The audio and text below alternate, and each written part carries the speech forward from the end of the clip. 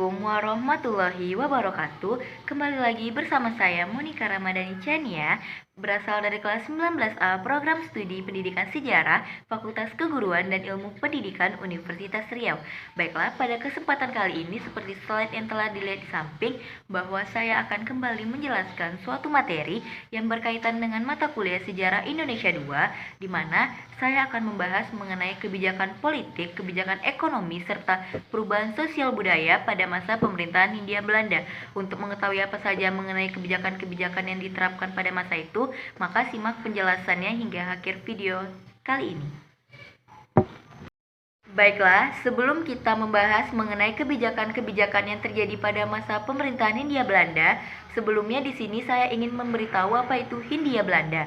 Seperti yang telah terlihat pada slide di samping, bahwa Hindia Belanda atau Hindia Timur Belanda adalah sebuah daerah pendudukan Belanda yang wilayahnya saat ini kita kenal dengan Republik Indonesia, yang dimana Hindia Belanda ini dibentuk sebagai hasil dari nasionalisasi oleh koloni-koloni dari Verenigde Hostindische Compagnie atau VOC yang berada di bawah pemerintahan Belanda pada tahun 1800. Kemudian setelah kita mengetahui apa itu Hindia Belanda, selanjutnya di sini saya akan menjelaskan secara ringkas mengenai para pemimpin yang pernah memerintah pada masa pemerintahan Hindia Belanda tersebut, di mana pada slide di samping bisa kita lihat beberapa pemimpin serta gambarnya. Mari langsung saja ke penjelasannya. Yang pertama adalah Herman Willem Daendels, di mana Herman Willem Daendels ini adalah seorang gubernur jenderal yang memerintah dari tahun 1808 hingga 1811, di mana pemerintahannya adalah sebagai wakil Prancis di Indonesia pada saat itu, karena Belanda takluk dengan Prancis sehingga semua tanah jajahan Belanda termasuk Indonesia jatuh ke tangan Prancis. Di masa itu pun Inggris sedang berperang dengan Prancis, sehingga akan menjadi ancaman besar apabila Inggris berhasil memasuki wilayah Indonesia terutama Pulau Jawa. Sehingga Herman Willem Daendels pun mempunyai tugas utama pada saat itu untuk mempertahankan Pulau Jawa dari serangan pemerintahan Inggris.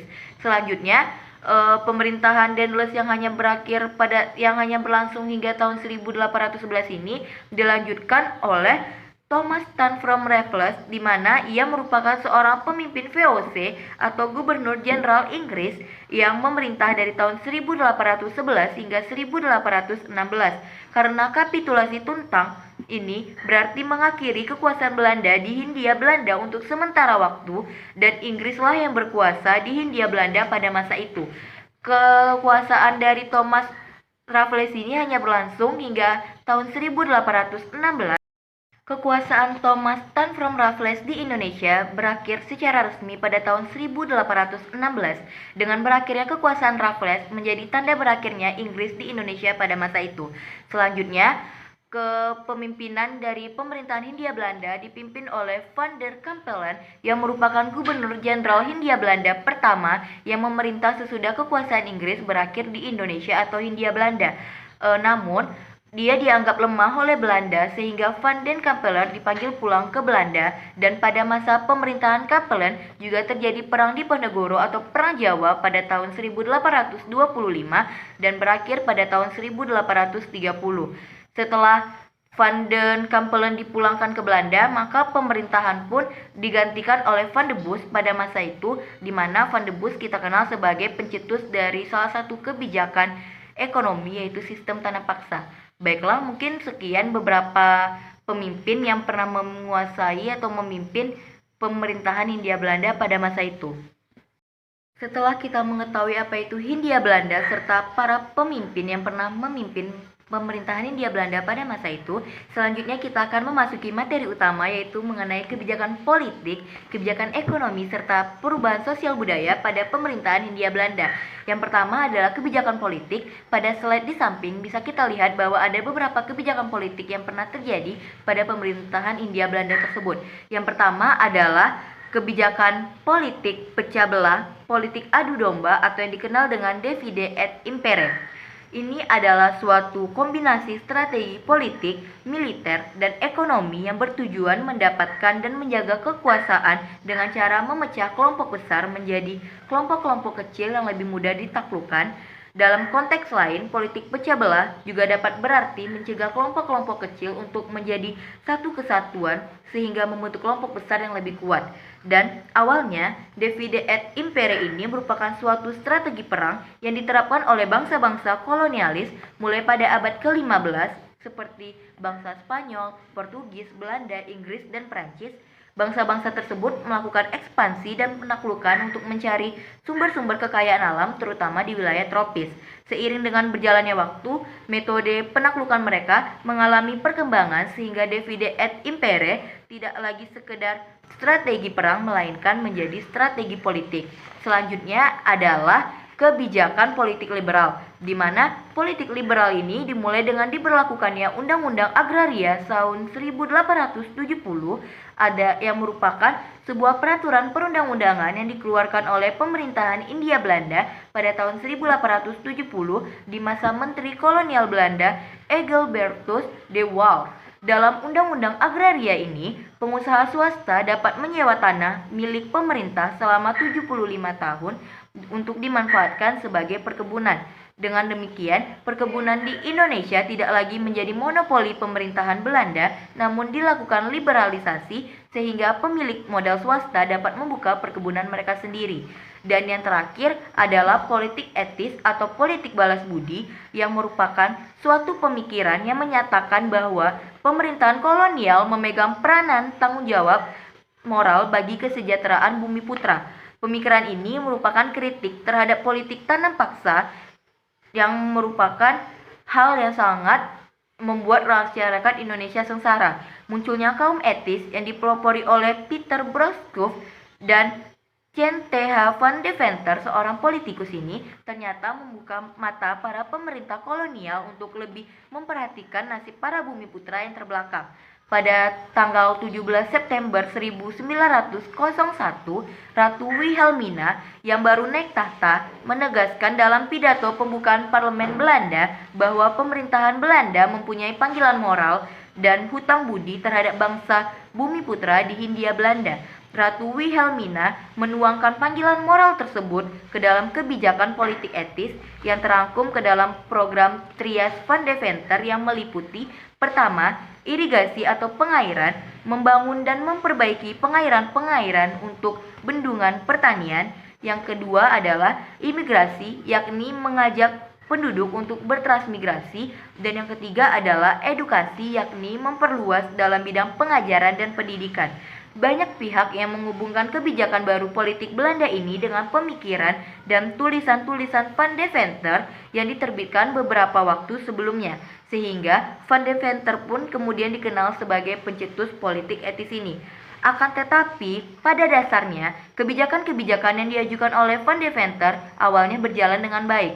Namun, lama-kelamaan banyak terjadi penyimpangan-penyimpangan yang dilakukan oleh para pegawai Belanda terhadap kebijakan politik etis ini.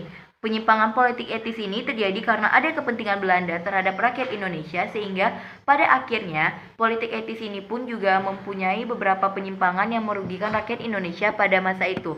Mungkin hanya sekian mengenai penjelasan terhadap kebijakan politik yang terjadi pada masa pemerintahan Hindia Belanda. Dan selanjutnya kita akan membahas mengenai kebijakan ekonomi pada masa pemerintahan Hindia Belanda.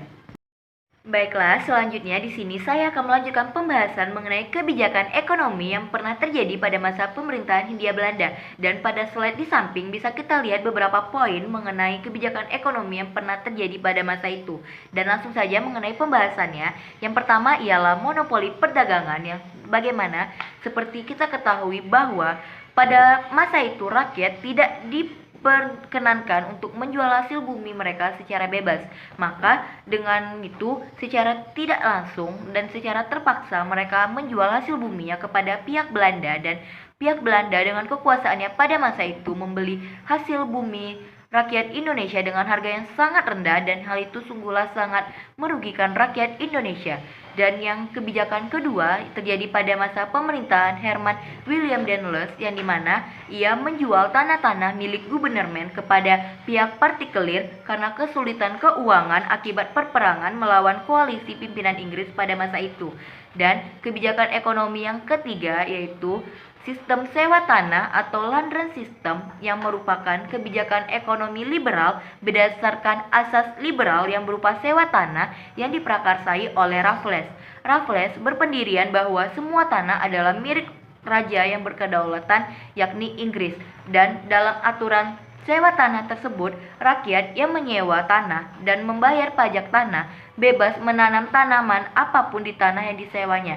Adapun ketentuan land rent sistem tanah itu antara lain seperti petani harus menyewa tanah meskipun dia adalah pemilik tanah tersebut. Yang kedua, harga sewa tanah tergantung kepada kondisi tanah. Yang ketiga, pembayaran sewa tanah dilakukan dengan menggunakan uang tunai, dan bagi yang tidak mempunyai tanah dikenakan pajak per kepala atau per orang.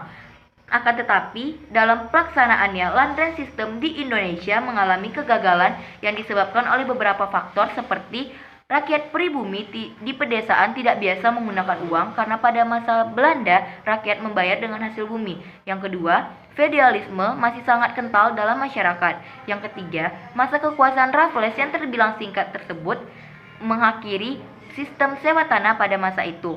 Dan kebijakan ekonomi yang terakhir yang terjadi pada pemerintahan Hindia Belanda ialah kultur stelsel atau yang kita kenal dengan sistem tanam paksa, yang dimana sistem tanam paksa ini adalah peraturan yang dikeluarkan oleh Gubernur Jenderal Van de Bosch pada tahun 1830 yang mewajibkan desa menyisihkan sebagian tanahnya 20% untuk ditanami komoditi ekspor, khususnya kopi, tebu, teh, dan tarum. Hasil tanaman akan dijual kepada pemerintah kolonial dengan harga yang sudah dipastikan dan hasil panen diserahkan kepada pemerintahan kolonial.